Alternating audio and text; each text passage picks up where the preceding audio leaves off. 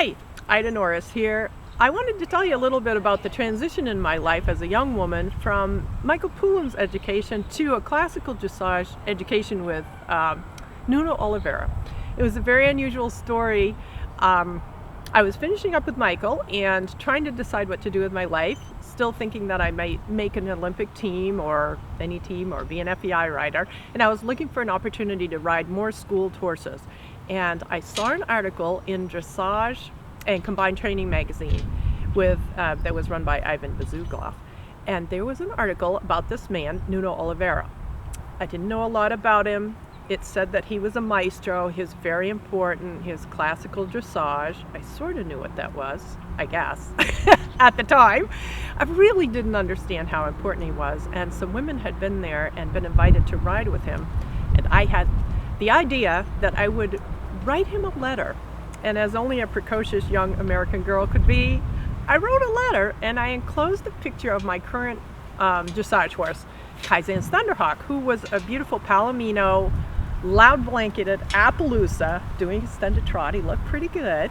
He was about third or fourth level at the time, and sent it off. No idea how important this man was. And then received a letter back that said, oh, I would be welcome to come and be there. I set off with suitcases and safety helmet in hand and riding jackets and gloves, and showed up not speaking the language in Portugal, not really understanding how important this man was. And I didn't really realize until years later when his secretary told me that most people sort of had an invitation to come there. They were sort of invited to come, and I had brashly written a letter saying, please, can I come? He was interested in my horse. It was a unique horse, he thought, a very beautiful horse, and here was this cute American little young girl that he thought would be perky and cheerful, and luckily I was. And he took a shine to me, and what an important man this was in my time. He was considered at the time to be the leading classicist alive. Everyone was consulting with him. The Spanish riding school, the Cadre Noir, the leading bullfighter of the time happened to be there. And I spent the next 5 years riding exclusively with him. I didn't take any clinics with anyone else. I didn't take any instruction with anyone else. I went back and forth to Portugal riding only his school horses and training my horse at home, and taking an occasional client that I would train their horse for. And I would work and work and work in my parents' flower shop and go to college and earn money and go back as long as I could. He was often away for long periods of time from his place in Avasada, so I would write and inquire, how long will you be there? How long can I come?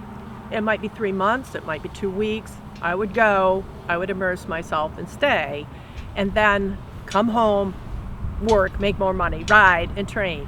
And he was an amazing chapter in my life, because in America, we do have breeds that are really, it's very important to understand the classical system. They need to be collected before they can be pushed forward. They need to be balanced. So this would be like Morgans, Arabs, horses with high set-on necks. Actually, a lot of the workhorse crosses are built much like this, and so the classical system works really, really well for them. The German system is designed for the horses that need to go forward first. They need to go forward like Warmbloods in Hanoverians. So this system became very, very important for me as a basis of my education.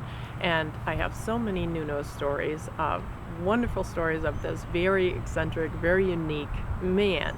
But he certainly was a basis of the center of my education, of classical education, for a 5-year period.